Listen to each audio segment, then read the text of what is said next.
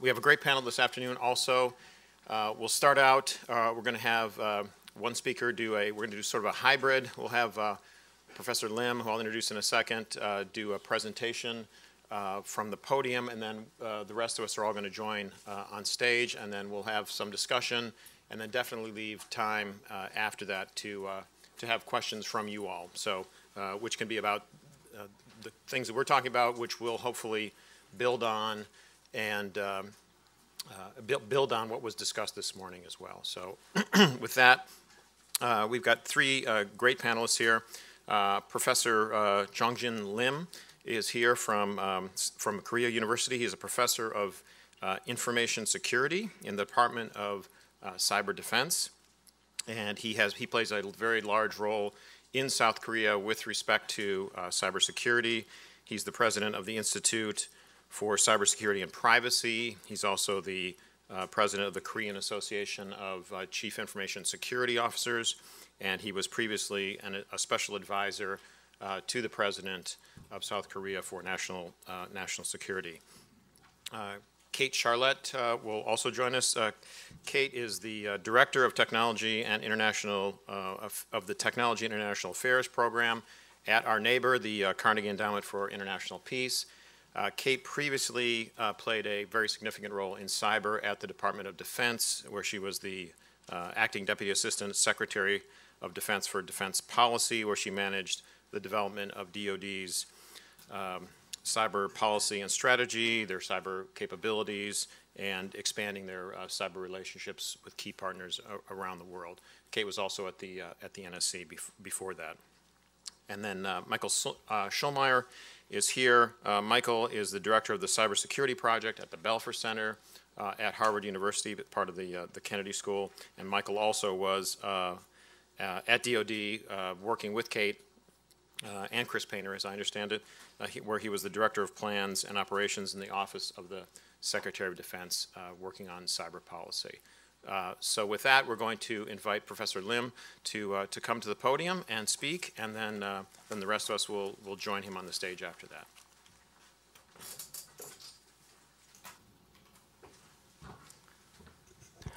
Good afternoon. I'm Professor Lim. Thank you for having me. I'll present in Korean, so please take earphone.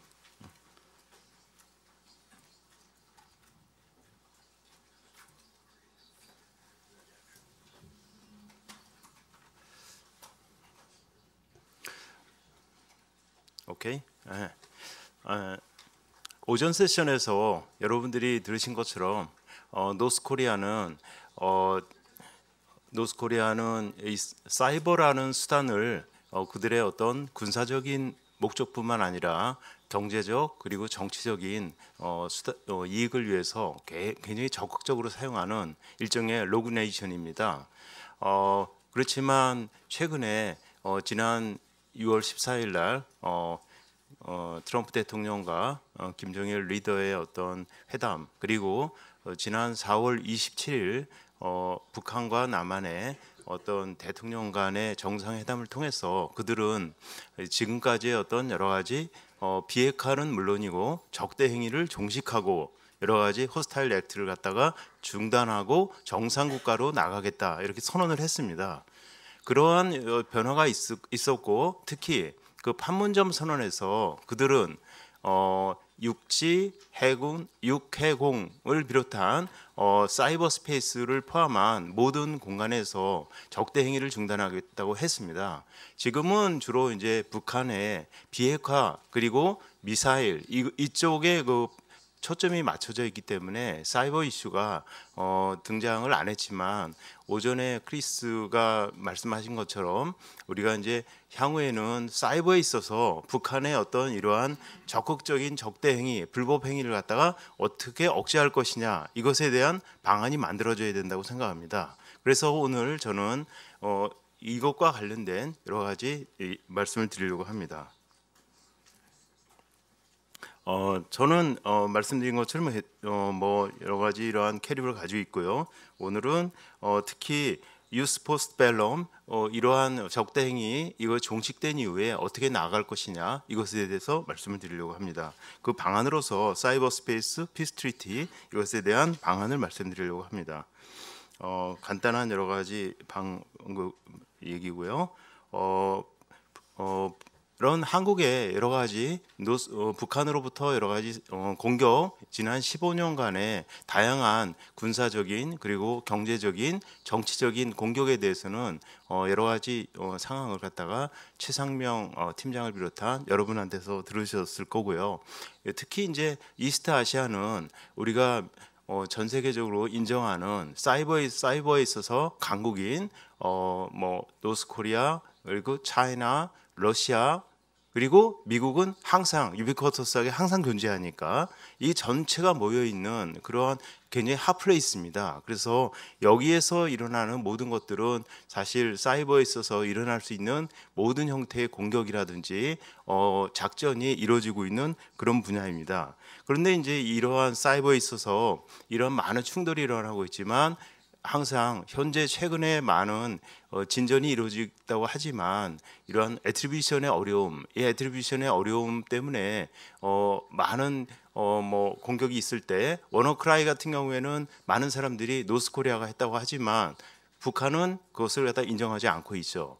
예를 들면 작년에 있는 나트페티아 사건 같은 경우에 우크라이나에 대한 러시아의 공격, 러시아는 전혀 인정하지 않고 있습니다. 이러한 것이 이제 사실은 이것을 위해서는 범세계적인 노력을 이루어져야 되겠지만 이것은 뭐 우리가 UNGG나 탈린 매뉴얼 활동에서 보는 것처럼 거의 어떤 실효성이 없는 방안이기 때문에 주로 한국의 경우에는 한미 동맹이라는 그러한 체제에 입각해서 미국과의 어떤 바이래터럴한 어떤 협력 체계를 강화하는 그런 노력을 지금까지 해왔습니다.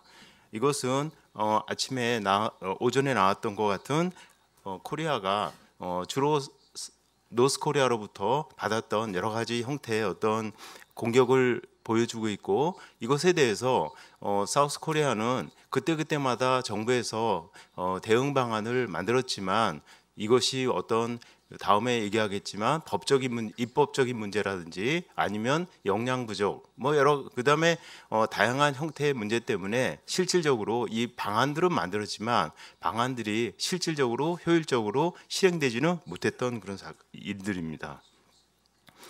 이것은 이제 미국과 사우스 코리아의 어떤 체계를 갖다가 보여주고 있는데 미국 같은 경우에는 뭐 베스트 프랙티스는 아니지만 그래도 한국의 경우에는 미국이 이러한 사이버 스트레스에 대해서 대응하는 데 있어서 베스트 프랙티스를 갖다가 제공하고 있다고 보여주고 있기 때문에 이것을 따라서 많은 어떤 국가적인 운영 체제를 만들었습니다. 그런데 이제 이 차이는 미국의 경우에는 사실 범정부적으로 이렇게 움직일 때 화이트하우스가 전체적으로 총괄 조정을 하고 DHS 밑에다가 NK이라고 하는 전체적인 민간 정보를 포함한 정보를 갖다가 수집해서 분석하고 이것을 공유할 수 있는 시스템 이것을 만들고 이것을 갖다 뒷받침하기 위한 어떤 법까지 시사라고 하는 법까지 2015년에 만들었지만 한국의 경우에는 이걸 본따서 체계는 만들었지만 실질적으로 부처 간의 어떤 이기주의라든지 아니면 입법적인 뒷받침이 안 됐다든지 이런 것 때문에 이것이 제대로 효율적으로 작용하지 못하고 있는 그런 상황입니다. 한국은 오전에 크리스가 말씀하신 것처럼 2013년에 서울 어떤 사이버 스페이스 총회를 갖다가 열었고 저도 거기서 패널리스트로 참석했지만 이것을 통해서 우리 사이버 스페이스는 사실은 인류의 어떤 공동 번영을 위한 중요한 어떤 플랫폼이다. 그리고 여기에 있어서는 인포메이션 시큐리티가 중요하고 또한 여기서 이것을 갖다 달성하기 위해서는 국가 간의 협력을 해야 되고 트러스트 빌딩을 해야 되고 커패시티 빌딩을 해야 된다. 이 원칙을 재확인했었습니다. 그렇고 또한 제가 말씀드린 것처럼 미국과 어떤 바이래터럴한 어떤 커퍼레이션이 굉장히 중요하다고 생각했기 때문에 2015년 한국의 박근혜 대통령은 오바마 대통령과 미국을 방문했을 때 한국과 미국의 얼라이언스 차원에서 조인트 스테이트먼트를 했고 여기서 특히 미국의 도움을 받아서 한국의 어떤 커패시티 빌딩을 하기 위한 여러 가지 조치를 취했습니다. 특히 기술 교류를 하고 특히 사이버에 있어서는 가장 중요한 것은 맨파워입니다. 그래서 사람들을 사이버와 관련된 인재들을 갖다가 어떻게 잘 육성할 것이냐에 대해서 미국의 도움을 받고 여러 가지 형태의 어떤 사이버 크라임이 일어났을 때, 인시던트가 일어났을 때 공동 조사를 하기 위한 그런 메커니즘을 구성하자 이렇게 했었지만 그 이후에 한국과 미국 모두 정권이 바뀌고 그런 과정을 맞으면서 이것이 제대로 실행되지는 못하고 있는 상황입니다. 이런 것들이 실제로 제가 중간중간 말씀드렸지만 안 되고 있는 것은 한국의 경우에 특히 이런 여러 가지 부처 이기주의라든지 가버넌스의 어떤 불확실성 때문에 국가의 어떤 사이버 전략을 세웠지만 이것이 제대로 시행되지 않고 있고 특히 모든 사실 위협 정보의 80% 이상이 민간 쪽에서 가지고 있습니다. 최근에도 보면 뭐 워너크라이도 그렇고 뭐 낫페티아도 그렇고 많은 경우에 사건이 일어나면 즉시 뭐 시스코라든지 메가피라든지 곳곳 카스퍼스키라든지 이런 곳에서 이것은 누가 했다, 노스코리아가 했다, 차이나가 했다 즉시 발표를 합니다. 실제로 민간들이 많은 정보를 가지고 있기 때문에 민간과 프라이빗 퍼블릭 파트너십이 굉장히 중요한데 인포메이션 쉐어링이 중요한데 이런 부분에 있어서 미국의 2015년에 어떤 시사 법안과 달리 유사한 법을 갖다 한국도 추진했지만 한국의 경우에는 어떤 국민들이 정부에 대한 어떤 신뢰 이 부분이 미국에 비해서 많이 부족합니다. 이렇기 때문에 프라이버시에 대한 우려, 그 다음에 국민에 대한 감시 이런 우려 때문에 입법을 성공하지 못했습니다. 그리고 이제 국제적인 협력에 있어서도 한국의 사이버 시큐리티는 주도를 하고 있는 실질적인 컨트롤 타워는 한국의 NIS라고 하는 어떤 정보기관입니다. 한국의 어떤 NSA, CIA 같은 기관이죠. 근데 정보기관 특성상 정보를 갖다가 다른 곳과 공유한다든지 외부에 노출하는 것을 사실은 굉장히 꺼끌거립니다. 그러한 특성 때문에 이것이 이제 한국의 국제 협력에는 어느 정도 한계가 있었고 그것이 이제 예를 들면 범세계적으로 많이 알려져 있는 부다페스트 사이버 크라임 컨벤션 이거에도 한국은 아직 가입을 못 하고 있고요. 그래서 오렌지 뒤늦게 가입을 하려고 하고 있지만 또 입법적인 문제가 아직은 좀 남아 있는 상황입니다. 그리고 기술력의 어떤 부족이라든지 인력의 부족으로 인해서 독자적인 애트리뷰션 이 부분에 있어서 어려움을 많이 겪고 있습니다. 그리고 이제 특히 문제가 되는 것은 아까 국정원의 경우에 정보기관의 특성을 벗어나지 못했다고 하지만 예를 들면 국방 분야에 있어서 국방부는 주로 재래전에 중점을 두고 있고 정보 인텔리전스라든지 사이버 관련된 곳에 있어서는 미국의 도움을 계속 전통적으로 많이 받아왔기 때문에 독자적인 작전 능력이 부족합니다. 그래서 한국의 사이버 커맨드는 결국은 사이버 커맨드임에도 불구하고 사이버 시큐리티 수준에 머물고 있고 아직까지는 밀리터리 측면에서 사이버 오퍼레이션을 행할 수 있는 인력이라든지 역량이 부족한 그런 상태입니다. 그리고 그렇기 때문에 이제 어떤 미국과 달리 사이버 시큐리티의 사이버 오퍼레이션에 특화된 어떤 병과라든지 이런 것을 아직 만들지 못하고 있습니다. 2017년 1년 전에 새로운 정부가 한국에도 들어섰습니다. 이 정부는 굉장히 어떤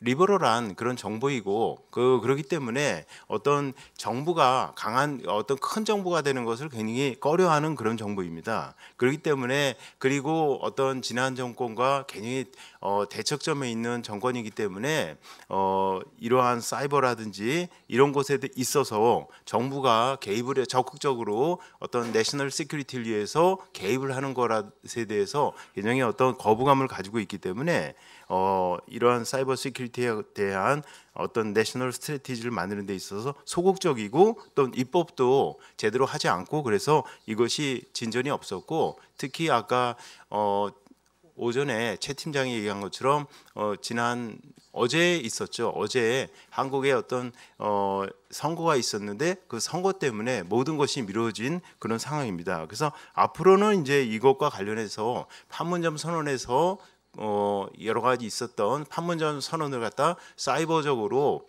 전환시키기 위한 그런 노력이 있을 거라고 생각하지만 지금까지는 거의 노력이 이루어지지 않았습니다. 그래서 이제 누구나 다 알고 있는 해법인 여러 가지 어떤 사이버 시큐리티와 관련된 국가의 역량을 기르기 위해서 어떤 기술도 개발하고 사람도 키우고 그다음에 폴리시도 개발하고 하는 것은 다 알고 있고 또한 어떤 그 국제 협력 특히 한미 간에 있어서 그리고 많은 공격이 한국에 대한 공격은 오전에 나온 것처럼 주로 북한의 많은 해커들이 약 1,000명에서 3,000명 정도가 중국의 소프트웨어 엔지니어로서 위장 취업을 하고 있습니다. 위장 취업이라기보다 소규모 어떤 아웃소싱 소규모 회사로서 취업을 하고 있고 인도나 말레이시아 그런 곳에 취업하고 있습니다. 이들은 두 가지 직업을 가지고 있는데 평소에는 소프트웨어 엔지니어로서 돈을 벌고 직업을 갖고 일을 하고 있다가 지령이 떨어지면 당으로부터 공격 명령이 떨어지면 그들의 어떤 할당된 목표에 즉시 공격을 하고 있습니다. 그리고 이들은 한 가지 목표에 대해서 5년 또는 10년 동안 계속 한 가지 목표만을 보고 있기 때문에 우리 한국에서는 그런 농담을 합니다. 그들이 우리보다 우리 시스템을 더 잘한다. 그러니까 사실은 막는 것이 굉장히 어려운 그런 상황입니다. 그렇기 때문에 이제 이런 것을 사실 이번에 판문점 회담을 통해서 북한이 정상국가로 나가겠다고 했고 그러기 위해서는 그들이 어떤 경제적인 성공을 거둬야 되기 때문에 이 부분에 있어서 북한의 어떤 강한 어떤 사이버 인력을 갖다가 경제적인 어떤 성공을 가지기 위한 인력으로 전환시키기 위한 계기를 만들어주고 그리고 이들이 불법적인 이러한 활동을 하는 것을 갖다가 막기 위한 시스템을 구축하는 것이 매우 중요하다고 생각합니다. 그래서 이제 여기 나온 것처럼 최근에 이런 일들이 있었고요. 그래서 이제 저희가 보기에는 북한은 사이버에 관한 굉장히 우수한 인력들이 있습니다. 북한의 인구에 비해서 이러한 우수한 인력이 있을 수 있는 것은 북한은 지구상에서 가장 통제된 국가입니다. 그래서 엘레멘터리 스쿨에서부터 벌써 수학을 굉장히 잘하는 그런 친구들을 뽑아서 이들을 갖다가 활용해서 어떤 고도의 훈련을 시켜가지고 집중 훈련을 시켜서 그리고 중국이라든지 러시아로 유학을 보내가지고 이들을 사이버에 있어서 굉장한 어떤 최고의 어떤 인재들을 키웁니다. 1년에 300명 정도가 나오고 있는데 이들이 지금 모여서 7,000명에서 10,000명 정도의 어떤 인력이 되고 있고요. 이들은 아주 굉장히 높은 레벨의 수준을 갖고 있습니다. 그래서 이들을 갖다가 잘 활용한다고 하면 북한이 정상국가로 나가는 데 있어서 굉장히 큰 도움이 될 거라고 생각하고 있습니다. 그래서 이제 제가 예상하기에 정부가 앞으로 나갈 수 있는 방법은 사이버 스페이스에서도 일종의 평화 협정을 갖다가 추진한다. 이것을 통해서 북한이 어떤 기존의 어떤 멘트를 만들어주는 것은 기존의 우수한 사이버 인력들을 갖다가 더 이상 불법 행위에 종사하는 것이 아니라 생산적인 어떤 산업적인 측면으로 소프트웨어 엔지니어로서 나갈 수 있는 제품을 만들 수 있는 엔지니어로 나갈 수 있는 길을 만들어주고 그 다음에 이제 이들이 어떤 불법적인 활동을 했을 때 그 활동 어떤 사이버 인시던트가 일어났을 때 그것에 대해서 즉시 조사를 할 수 있는 메커니즘을 만드는 것이 매우 중요하죠. 물론 이것은 한국과 북한만 할 수 있는 게 아니라 옆에 있는 중국이라든지 특히 미국 그리고 뭐 시스코라든지 노튼이라든지 메가피라든지 다양한 어떤 굉장한 어떤 파이어아이 이런 기업들의 어떤 참여가 있을 때 이것이 제대로 돌아갈 수 있을 거라고 생각합니다. 그래서 이것을 하는 데 있어서 중요한 것은 우리가 이번에 CBID 얘기하는 것처럼 베리피케이션이 굉장히 중요하다고 생각합니다. 그래서 이러한 베리피케이션을 하기 위해서 제가 조금 전에 말씀드린 것처럼 주변에 중국, 미국 그리고 많은 민간 우수한 기업들이 파트너로 참여하게 된다고 하면 한국의 기존에 오전에 발표한 최상명 팀장과 같은 그 한국의 어떤 민간 전문가들까지 전부 참여했을 때 어떤 사건이 일어났을 때 이 사건에 대해서 즉시 어떤 빠른 시간 내에 어떤 애트리뷰션 문제를 파악할 수 있고 그것에 대해서 어떤 재발 방지라든지 이런 걸 할 수 있다고 생각합니다. 저는 보면 UNGG에서 사이버와 관련된 어떤 규제를 갖다 도입하기 위해서 98년부터 지금까지 20년간 5번에 걸쳐서 여러 가지 회의를 했지만 사실 거의 소득이 없이 끝나고 있습니다. 그리고 탈림 매뉴얼이라든지 이런 게 만들어졌지만 사실 그리고 많은 뭐 사이버 놈이라든지 사이버 전쟁법 얘기 나오지만 거의 사실은 수사적인 언어에 그치고 있습니다. 만약에 한국에서 이번에 사이버 스페이스 피스 트리티를 통해서 그리고 이러한 베리피케이션 시스템을 구축해서 이것을 갖다가 검증하고 이행하는 데 성공한다고 하면 우리가 지금까지 사이버 스페이스에서 얘기했던 많은 규범이라든지 이런 것들을 실제로 시험해 볼 수 있는 테스트베드가 될 수가 있기 때문에 굉장히 의미가 있다고 생각합니다. 그래서 저는 이번에 북한이 정상국가로 나오는 이것이 우리가 사이버 스페이스에 있어서 질서를 갖다가 새로 정립할 수 있는 굉장히 좋은 어떤 기회라고 생각합니다. 고맙습니다. 땡큐.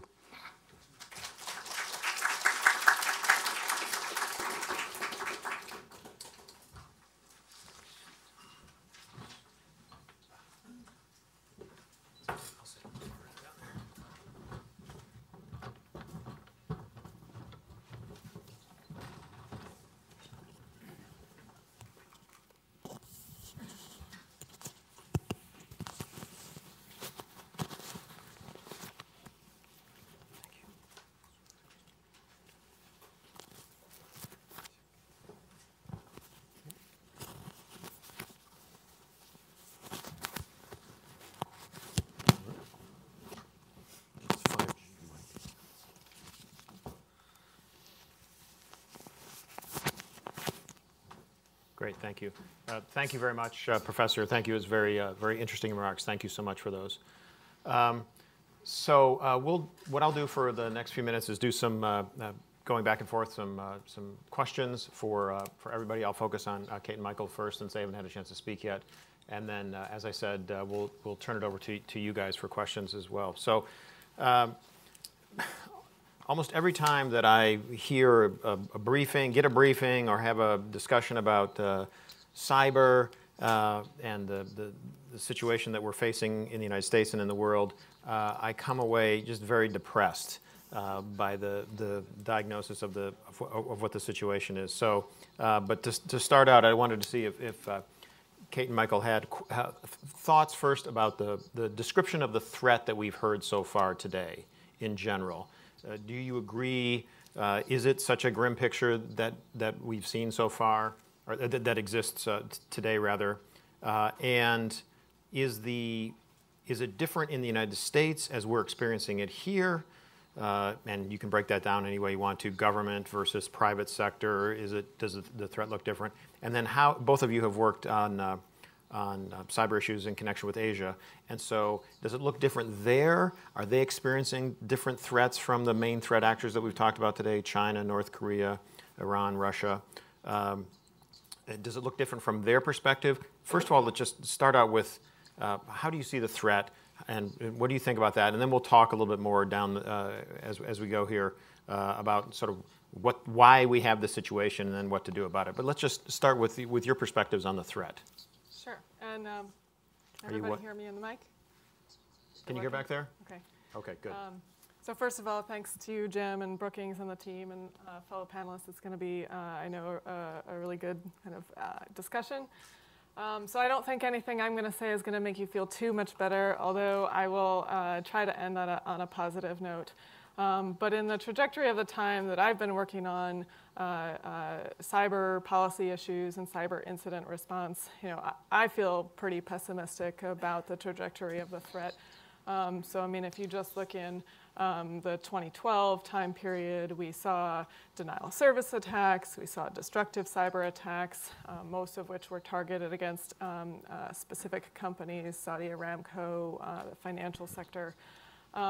We moved to critical infrastructure disruption in Ukraine with their electrical grid, to globally destructive malware that we saw with North Korea and WannaCry and NotPetya, to societal disruption that we've seen in the Russian activities to influence the election.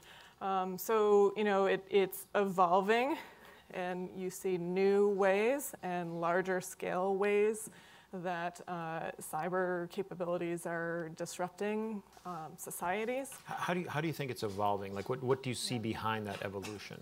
Like, in which direction is it going, or is that too hard to see?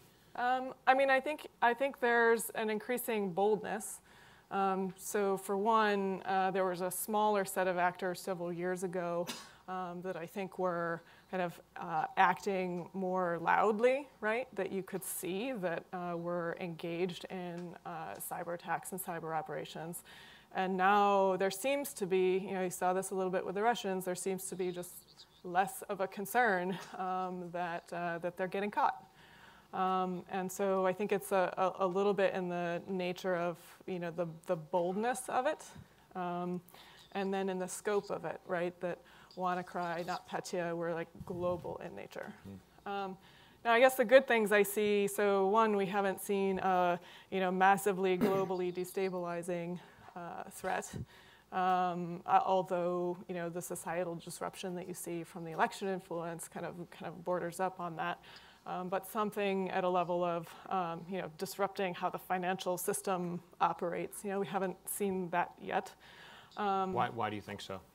Do you have any thoughts about that?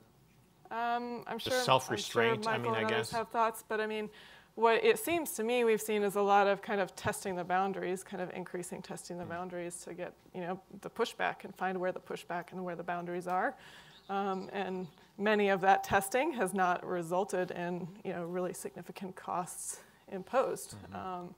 So I think part of it is testing the boundaries, and I think part of it is a recognition. I mean, those globally destabilizing things affect globally. I mean, everybody relies on the financial system, so I should hope that there's a reservation and certainly a restraint in thinking about those capabilities.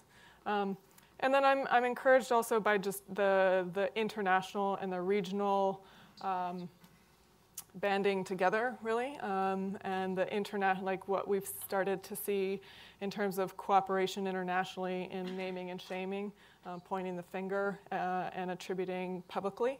That doesn't do that much in and of itself, but at least it does create this norm and this like sense internationally that when somebody has done something they shouldn't, that they're not just going to get away with it without being having the finger pointed at them at a minimum, and it sets the capability to then impose consequences in a way that has broader international legitimacy. Okay, good. Michael? Thank you, and greetings. Wonderful to be here, back in the promised land of Washington, D.C. Jim, I share your depression, and I wish to emphasize your depression. I would say that at this point, everyone has what they need to have to be able to disrupt an adversary's, a competitor's activities. You can call that economically, you can call that militarily, whatever you want. But gone are the days where we could dismiss some of the rogue or revisionist states and say, well, you don't really have a sufficiently mature program. It's not true anymore. You can download for free the bulk of what you need to test your own systems and to attack. What's the difference between penetration testing and hacking? Permission. It's usually the same techniques, often. It's just you have permission by the owner of the system when you're trying to do it for money and help test, and when you don't, that's called hacking. Generally, people don't appreciate that, all right? But the capability has now been democratized. What we're now seeing is how different regimes use these capabilities to pursue different goals. So what we need to be looking at more of is the motive. Are things getting worse? Yes. Everyone likes to stress about the Internet of Things. Fine.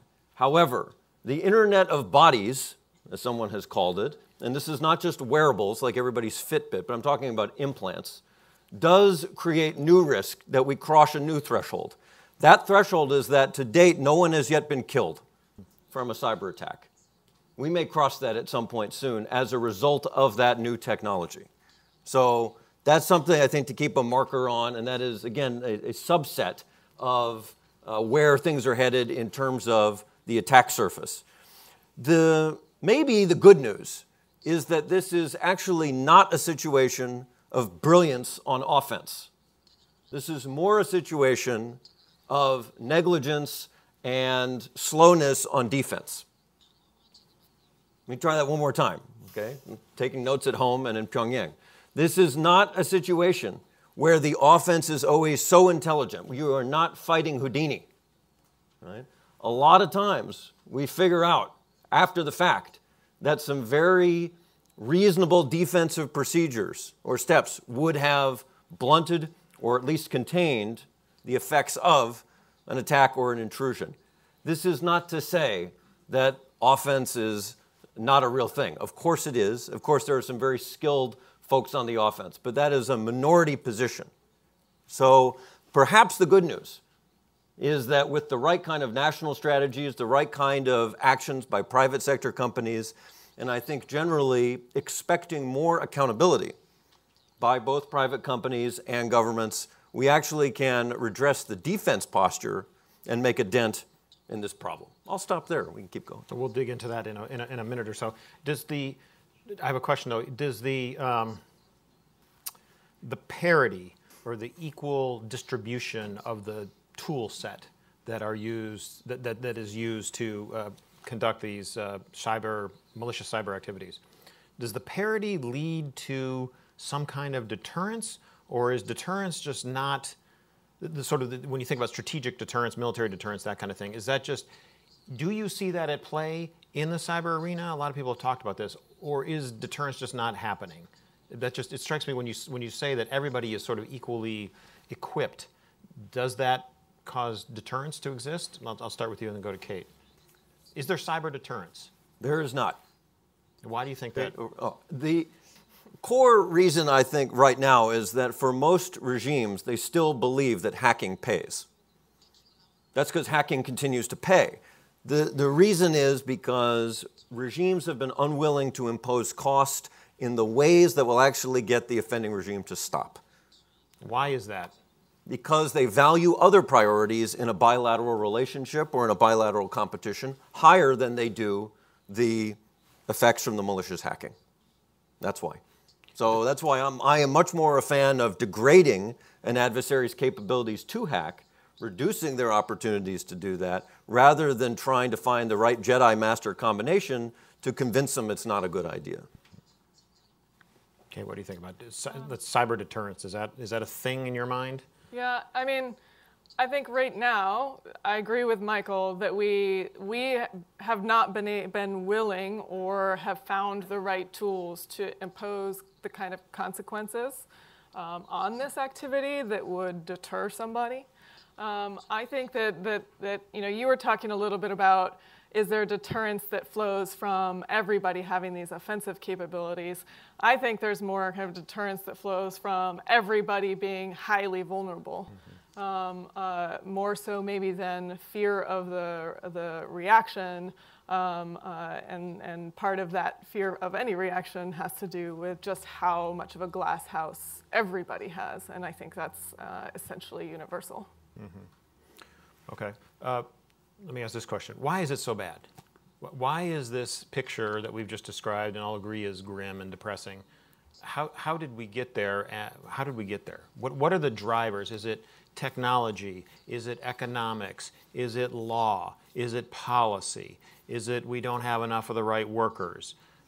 Is it that the Congress is not well educated on this? What do you think are sort of the drivers of this grim sort of picture that we've painted for everybody, both on this panel and then earlier today? I don't think you can point to one thing, because I think it's all the things that you just mentioned. So it's massive complexity is one, right? I worked on Afghanistan, right, for a long time, and the key players who are making decisions on that policy are pretty pretty contained, right? But in cyber policy, everybody cares deeply, right? The Department of Energy, the Department of Treasury, Trade, NIST. I mean, it's a huge set of Just stakeholders. within the USG. And this is just within the USG. And then you get, and then of course, the deep linkages with the private sector, for whom, and for all of us, for whom cyberspace is a place of commerce and social engagement, and it's not just a space for the military, it's a space for everyone. So I think, you know, one piece of it is just sheer complexity, the need to clarify roles and responsibilities and who does what, and has taken a lot of time. And then I think just the lack of incentive structures and time and money. Incentive structures, what do you mean by incentive that? structures for companies or for critical infrastructure to fill those gaps in cyber hygiene. The knowledge gap, you know, both at the high-level policymaking level or the CEO level, where it's still less so certainly, but still kind of a realm of sort of nerds and kind of leave it to the cyber people, and that really needs to change. Whenever I've seen something good, you know, move forward, a policy that moved forward effectively, it was not because it was just happening within the people who do cyber. It was because the regional experts, you know, the China or the experts saw this issue as a core issue, that it was involved in the bilateral relationships and with their agenda. So I think getting a much broader contingent engaged on these issues is really critical. Michael? Well, having gone to law school, it can't be the law's fault. So we take that off the list in terms of what got us to this point. I do think that we have to think about why we're at this point based on the trade-off with economic vitality. If you're having a conversation with cybersecurity, this is pretty depressing. If you're having a conversation about the engine of economic vitality that Silicon Valley brought us, that's a pretty optimistic record that you look back on. There's a trade-off there. When we go first, when the internet is born here, and we start connecting everything first, what do we prioritize? Speed, performance, convenience, right? And the market takes off. And everyone does very well financially, and communications are revolutionized. That's a good story. Who wants to be the one from the government to roll in and say, I don't like this. I'm worried about the security and the safety issues involved here. We've had reports warning that the light has been blinking for decades about the safety and security issues. It's been that bad for a long time.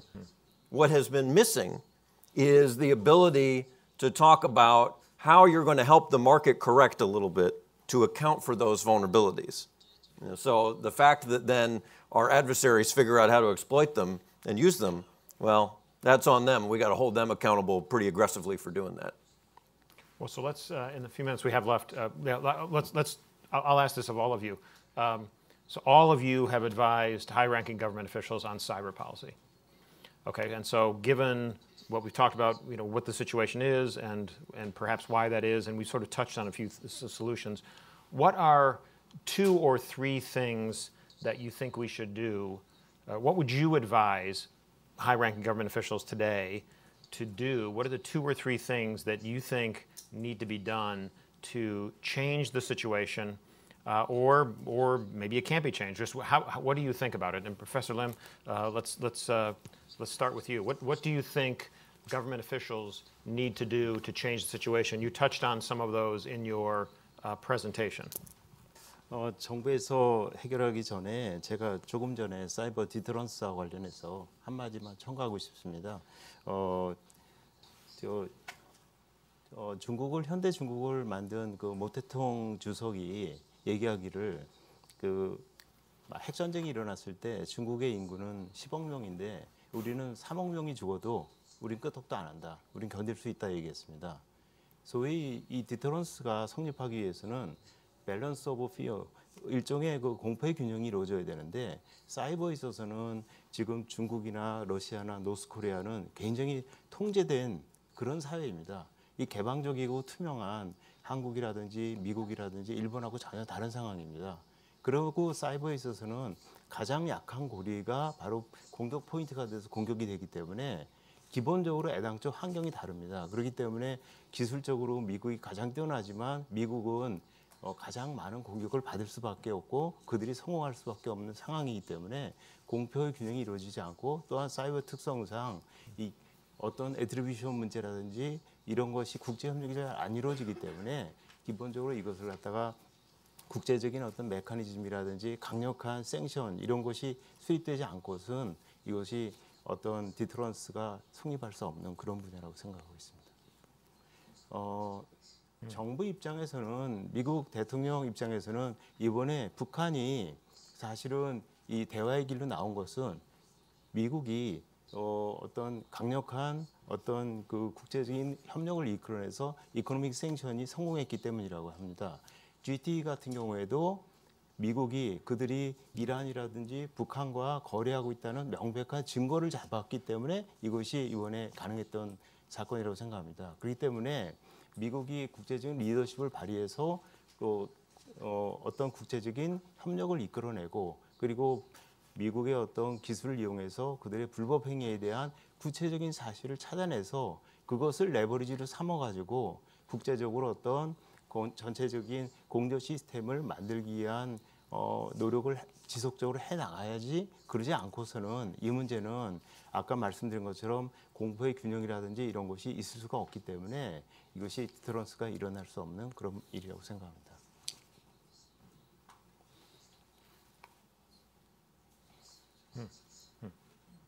Okay, thank you.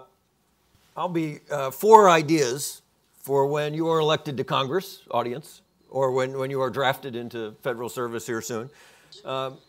First, as I intimated, I would try to do more to hack the hacker, right? Degrade our adversaries' ability to do what they've been doing that we don't like. So not just defensive, but offensive as well. Correct. Well, I start with offense, but you just stole my thunder. Okay. For defense at scale is point 2.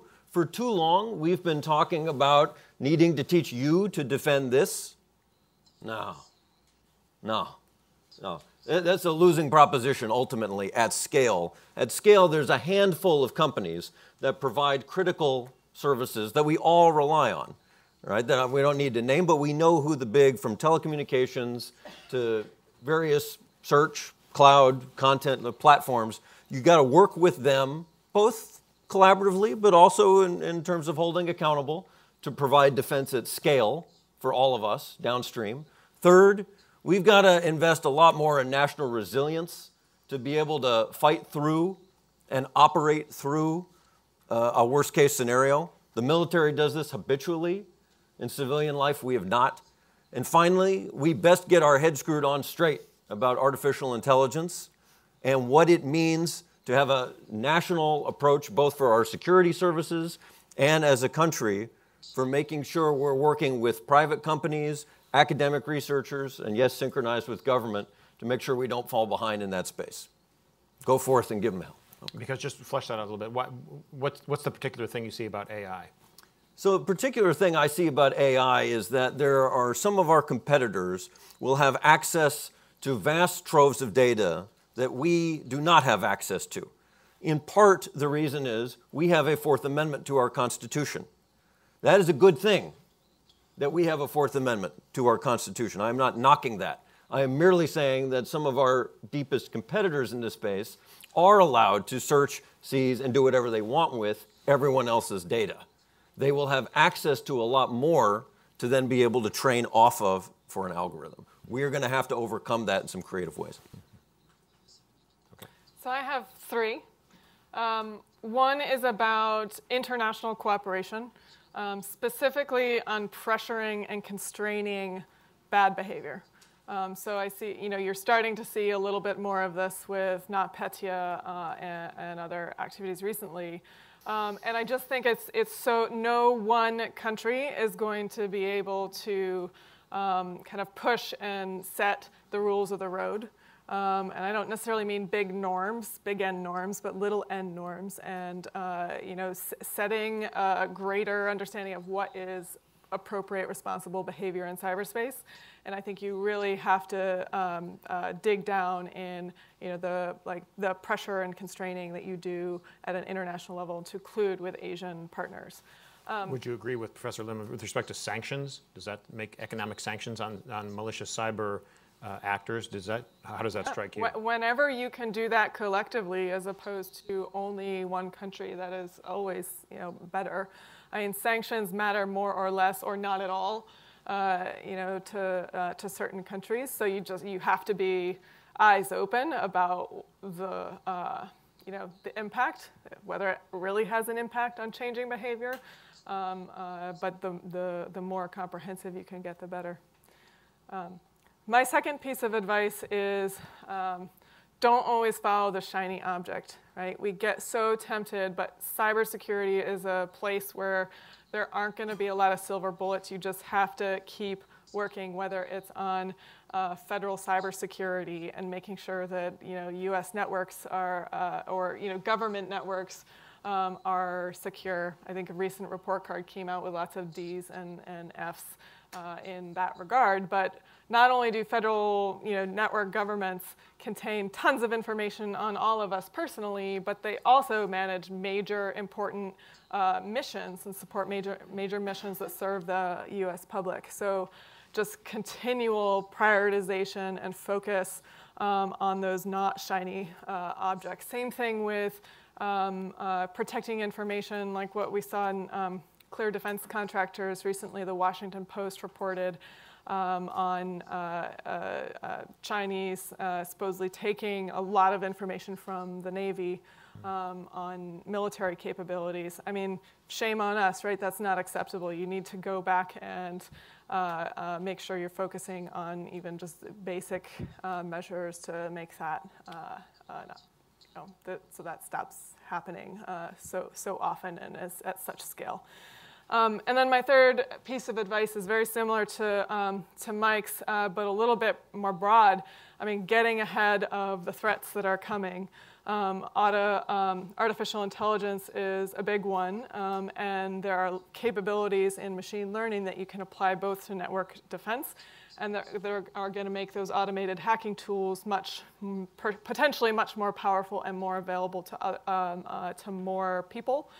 Because the AI will help those tools get better. Yes. Yeah. And it's not clear whether that will change the advantage between the attacker and the defender, or whether that's even the right way to think about things. But it's certainly a capability that is already impacting how we defend networks and how hackers can automate their attempts to get into systems. But I think, my other kind of pet issue is that we don't have, I think, a genetic InfoSec mindset. I lived through the Office of Personnel Management, and millions of very, very personal records getting stolen. And I sometimes wonder what's going to be the private sector's, like genetic information OPM. So when we're all kind of on our mobile applications, exploring our personal genetic data, are we thinking about that and learning the lessons from cybersecurity as we go down that path? Most likely not, I would say. Okay, so let's turn it over to the audience, and we have, I think, 2 microphones that are available. So let's see if you have questions. There's a question way in the back. I can't really see who it is, but way in the back corner there. If you could just identify yourself and what organization you're with, that'd be great also. Jesse Wu, Alita Consulting. This is a question about cross-border information sharing that's come up for a few of you. I'm curious what formal mechanisms are in place, particularly in Asia, to aid cross-border information sharing. And since my kind of pet interest is mutual legal assistance, how do you see the Cloud Act playing into that, if at all? Perhaps Professor Lim, you talked a little bit in your presentation about information sharing? Perhaps we can start with you. 정보 공유가 되기 위해서는 사실은 많은 경우에 이 사이버 시큐리티와 관련된 정보들은 주로 미국도 그렇지만 많은 나라들이 정보기관들이 하고 있습니다. 그 정보기관 특성상 자신들의 정보를 다른 곳과 공유하려고 하지 않거든요. 이것이 문제입니다. 그렇기 때문에 저는 가장 많은 정보를 가지고 있고 가장 많은 정보를 분석할 수 있는, 예를 들면 미국의 파이어웨이라든지 이런 회사들은 전 세계에서 그들의 센서를 통해서 하루에 1억 건 이상의 정보를 갖다 수집하고 이것을 AI를 이용해서 분석하고 이것을 정보기관과 공유합니다. 이런 정보들을 갖다가 다른 나라들은 사실은 여러 가지 이유 때문에 가지고 있지 못하는데 미국이 도리어 그들이 갖고 있는 다양한 위협 정보들을 다른 곳에 뿌린다든지 이래가지고 다른 나라와의 어떤 파트너십도 구축하고 신뢰를 얻고 그랬을 때 그들 나라들도 기꺼이 이러한 콜렉티브 디펜스를 위한 시스템에 가입을 하고 그들의 정보를 기꺼이 내놓고 공유하는 체계가 갖춰지기 때문에 여러분 미국이 먼저 솔선수범을 보여야 된다고 생각합니다. What do you guys think about information sharing? And also, do you see that the sharing is not happening? And I mean, this was an issue before 9/11 in the United States. When 9/11 and with our foreign partners, when 9/11 happened, there was a breakthrough with respect to information sharing, and people adopted a different mentality. Do you see not enough sharing in the international arena right now as well? And why do you think it's, if so, why is that different from what's happening in the CT area? So I can start. I mean, first of all, you always want more information sharing, although caveated with quality information sharing with caveats and having it be timely. I think it's notable that DHS first heard of WannaCry from Asia Pacific partners. Jeanette Manfra talked about that when they announced the attribution in 2017. So I think that alone shows you the value to include, specifically between with countries in Asia Pacific. And a large part of my role at DoD was try to expand the relevance and the kind of elevate the role of cyber-related partnerships, whether that was in the Gulf or in Asia or Europe. And one of the major needs and major focuses of those kinds of partnerships have to be information sharing. And it's not just militaries, it's law enforcement, it's the certs that every country, every or most country has certs that do information sharing on cyber threats. In our case through the NCIC. So yeah, I mean, I think that only needs to continue and expand. Michael? Briefly, I would just say, fine to focus on the sharing as the verb, but for baseball fans in the room, what good is recruiting the best pitcher if you haven't got a catcher? Someone's got to be able to receive the information and actually employ it and use it wisely. Right? And that is often lacking. We spend so much time saying we need to share more, but when you look at what you're actually able to do with that which is shared, that's a pretty depressing answer. Okay. Other questions? Sir, right here in the front. I guess it's the middle. Dennis Shea with the Center for Naval Analysis. Can the panel respond about the appropriateness of responding to cyber with cyber, but in light of not wanting to escalate, not wanting to get in for a tit for tat, and not wanting to reveal cyber capabilities that this country might have, and yet you want to send a strong message to stop the bad behavior, just cut it out? Michael, let's go to you first on that. You've written about this topic. What do you think about that? Well, I don't want to wait to be in a responding posture. I want to get, before you ask your question, I want to say, what can I do to cut it off before it hits me? And that's the degrade part. Now, because the space is very active anyway, it's going to be taken as a response. But just as a matter of course, I don't see a problem with using cyber operations to either preemptively or in a response fashion degrade how another guy hacks. Now, you realize there are limits. I mean, if you want to have a larger impact on national decision making, if you want to talk about deterring future work, you're going to have to do a lot more than that. But there's no reason to dismiss the offensive cyber operations as an opportunity to contribute to that. Can I ask a question about that? Do you think we're smart enough to do that in the following way? That, the folks that will deploy such technology, let's say, or such activities, or engage in such activities, will they be able to understand the collateral consequences of unleashing a particular cyber tool in a particular context? DoD, the military, has a lot of familiarity, obviously, with kinetic weapons and what they do and what you can expect and what the blast radius is of a ordnance of a certain size. And they can understand that, they can think about that, and they can factor that into their thinking and make sure that they're doing things consistent with the laws of armed conflict. But when you start talking about offensive operations, are we really smart enough to really think through all the collateral things that might happen once you unleash one of these things?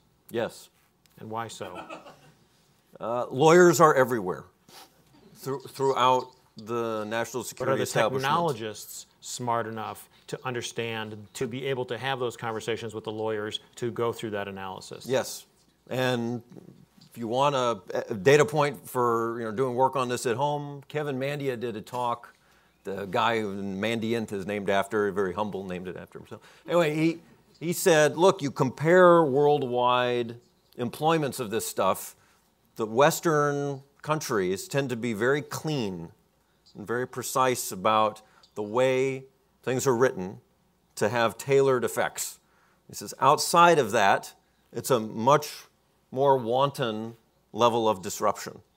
So you can compare NotPetya with other things. Not Petya.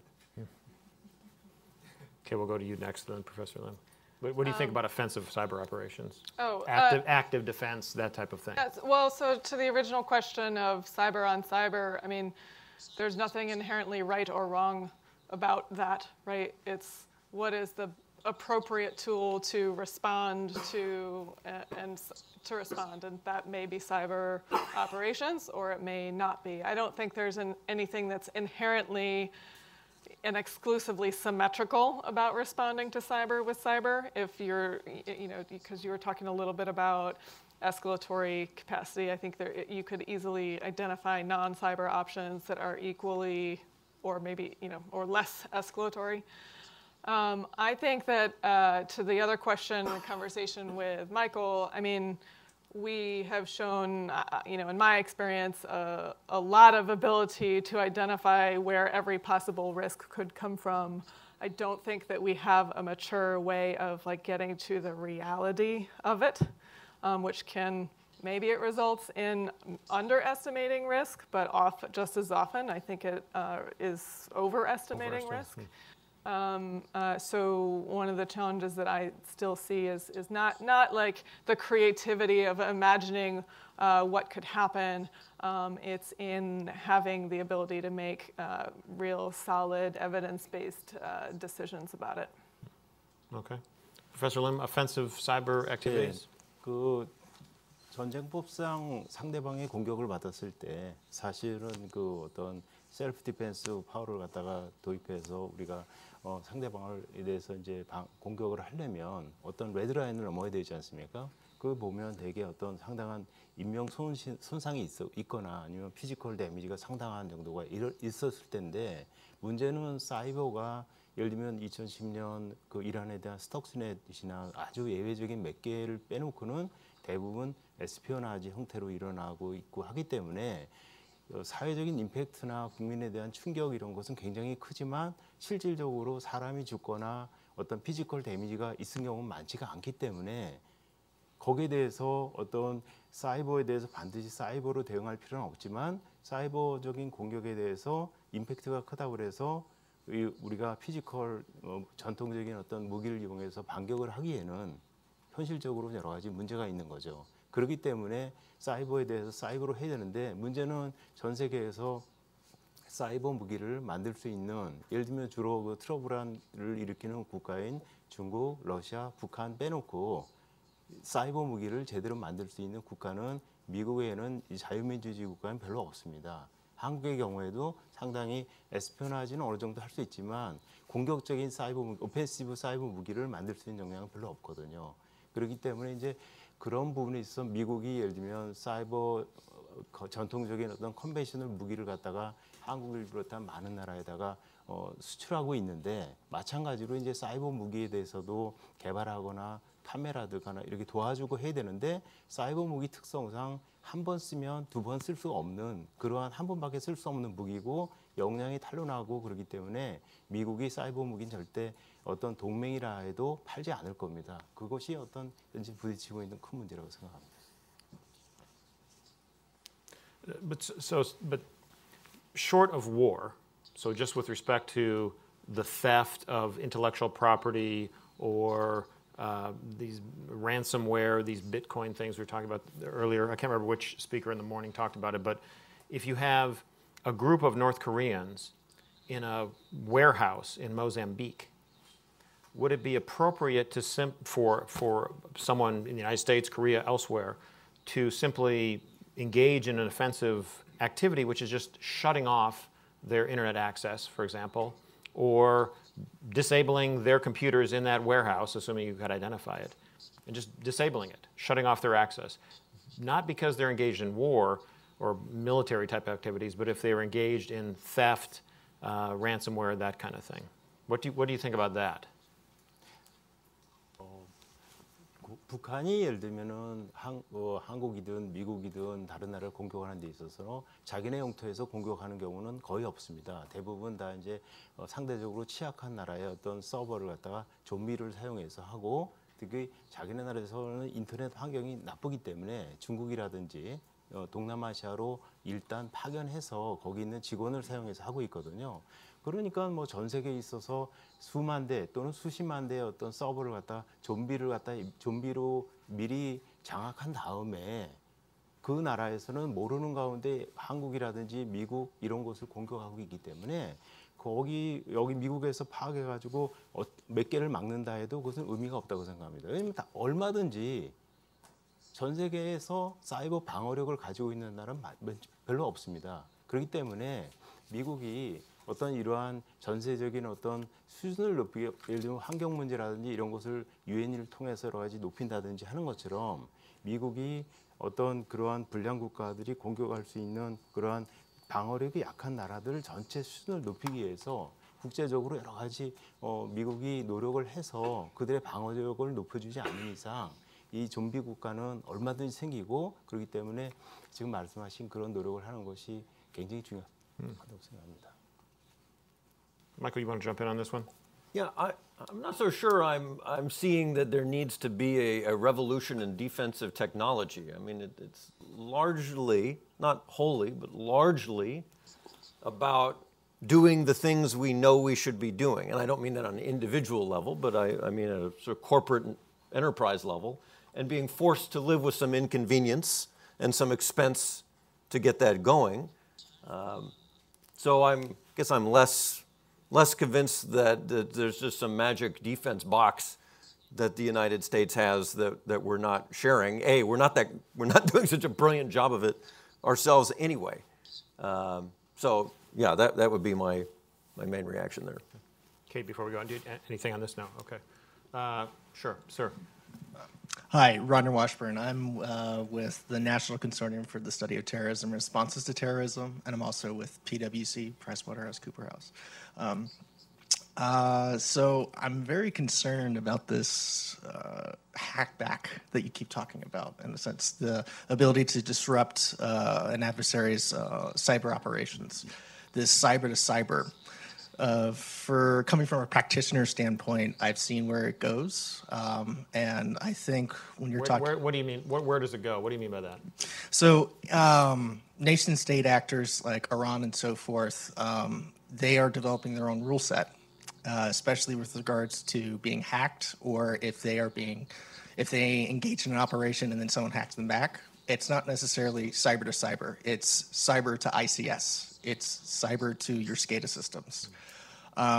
When you have malware that is being developed specifically for ICS, You're going from a talent pool of hundreds of thousands of people in IT cybersecurity to less than 20,000 in ICS security.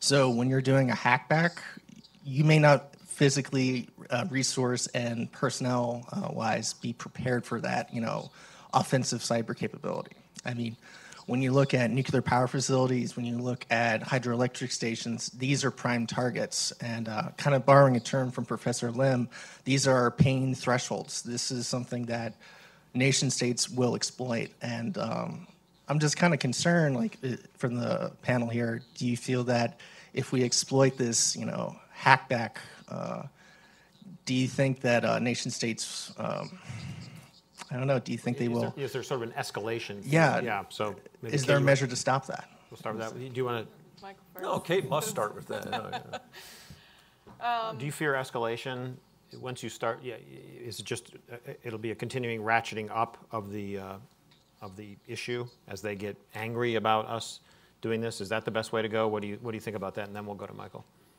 I mean, we've always feared that, but sometimes I think that fear is in that category of overestimated risk. I mean, I think anytime you have to take the specifics of the proposal and think about it specifically in the context of the adversary or whoever you're conducting the operation against. And I mean, I do think that there is a role for us in making sure that, and especially like well, let me back up. It's also temporal, right? If you're seeing an impending cyber attack, like why wouldn't you try to stop that attack on the way, when it's heading on the way to critical infrastructure? So I think what Michael is talking about is in much earlier stages, but I think it really draws out the temporal aspect where that's how imminent something is, what signals you're seeing that there's an impending cyber attack. All those things are going to factor in, and so yeah.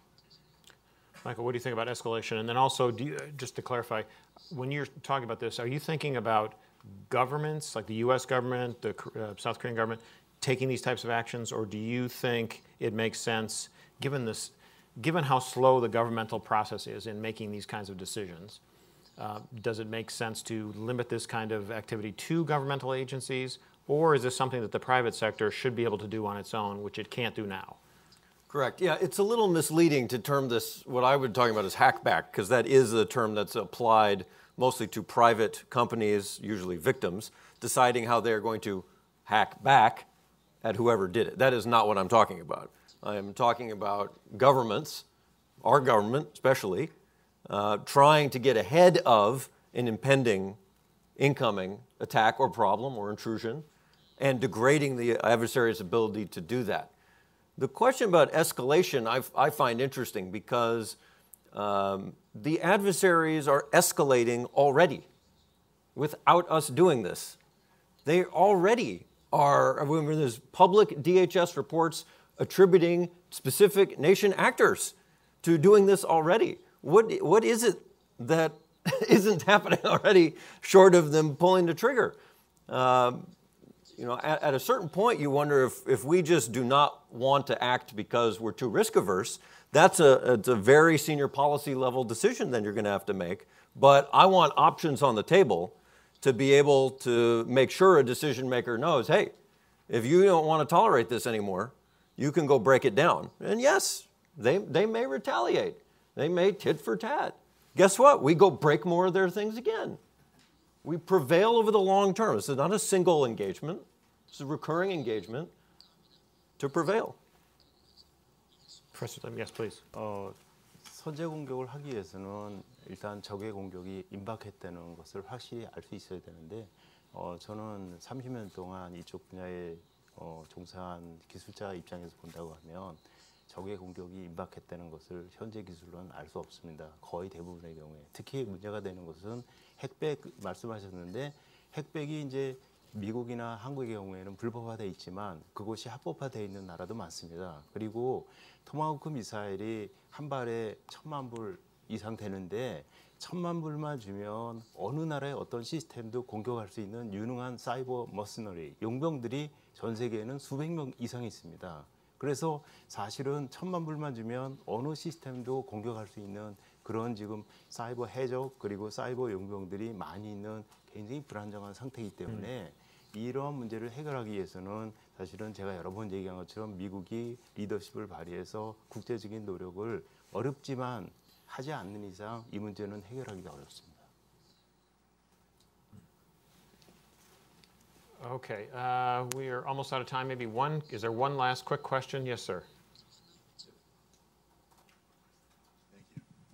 Sean Shank with BNY Mellon. This question is primarily for Professor Lim, but if the other panelists would like to chime in, please do. What realistically do you think the prospects are for cyber being incorporated into an agreement that would formally conclude the Korean War?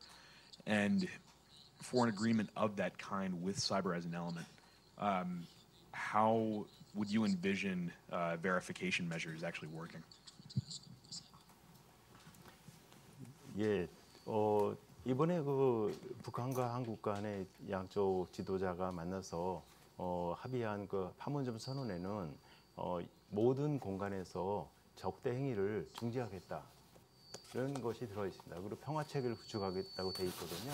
저는 그것을 북한이 사실은 뭐 자기들이 가지고 있는 가장 큰 장점 중에 하나가 사이버 파워인데 그것을 과연 포기하겠느냐, 핵을 포기하겠냐 회의론이 일어나는 것처럼 그렇지만 그들이 그것을 하겠다고 선언을 했기 때문에 저는 도리어 그것을 갖다가 바인딩한 협정문으로 바꿀 수 있다고 생각합니다. 그래서 거기에는 제가 아까 발표문에서 얘기한 것처럼 그들이 이러한 그 군사적인, 경제적인, 정치적인 어떤 사이버에 있어서 불법 행위를 포기하고 이것을 어떤 경제적인 번영을 위한 수단으로 바꿨을 때 그들이 훨씬 더 정상 국가로 나갈 수 있고 더 얻을 수 있는 것이 많다는 것을 보여주는 게 굉장히 중요하다고 생각합니다. 예를 들면은 사이버 관련해서는 유능한 인력은 전 세계적으로 굉장히 부족하고 예를 들면 마이크로소프트에만 해도 사이버 시큐리티 전문가가 3,500명 이상 고용되고 있고 구글이라든지 페이스북 이런 데서는 우수한 인력에 대해서 굉장히 고액 연봉을 주면서 항상 상시적으로 리크루트하고 있습니다. 그렇기 때문에 북한이 가지고 있는 약 10,000명으로 추상되는 이런 유능한 인력들은 굉장히 큰 자산이고 이들을 활용했을 때 그들이 얼마나 많은 어떤 것을 얻을 수 있는지 보여주고 그런 가능성을 보여주고 예를 들면 한국이 북한과 합작해서 개성이라고 하는 곳에 공단을 만들어서 북한에다가 어떤 북한에서 싼 노동력을 이용해서 물건을 생산해서 북한이 1년에 10억 불 정도씩 벌 수 있게 해줬습니다. 마찬가지로 북한의 그러한 우수한 인력을 이용해 가지고 사이버 시큐리티 그리고 이러한 소프트웨어 엔지니어로서 활동할 수 있는 근거를 준다고 하면 저는 충분한 유인 여건이 될 수 있을 거라고 생각합니다. Interesting. Okay. Well, thank you. I'd like to thank our panelists from this afternoon. Appreciate your comments and your thoughts and your time, most importantly. So thank you very much. And I'd like to thank all of our panelists and speakers. Chris, thank you very much for your comments this morning. Jung Pak, thank you for setting all this up. I appreciate it. Thank you for the invitation to do this. It's very interesting and informative, horrifying in many ways, but in a good way. So thank you very much. And also Paul Park back there. Wave your hand, Paul. Yep. So thank you for helping with all the logistics for everybody. So on behalf of the Brookings Institution, thank you to the audience for coming in. We greatly appreciate it. Thanks for watching. Be sure to like and subscribe for more videos from Brookings.